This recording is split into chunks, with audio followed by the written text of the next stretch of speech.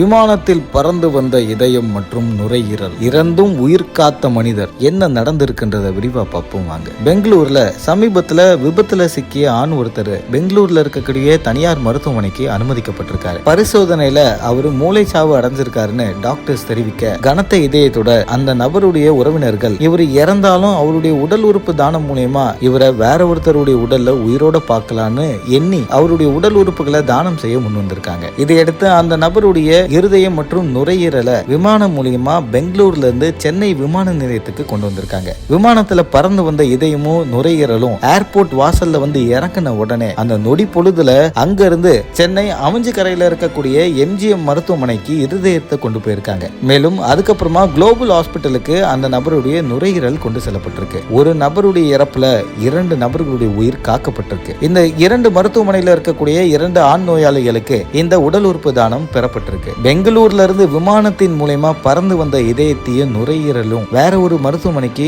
உரிய நேரத்துல கொண்டு போய் சேர்த்து வேற 2 உயிரை காப்பாற்றப்பட்ட விஷயம் மனிதத்தை உருவாக்கி இருக்கு. இந்த தகவலை பத்தி உங்களோட கருத்துக்களை தினேஷ் ஆகிய கூட கமெண்ட்ல தெரிவிங்க. மறக்காம பிகினர்ஸ் சேனலுக்கு சப்ஸ்கிரைப் பண்ணுங்க.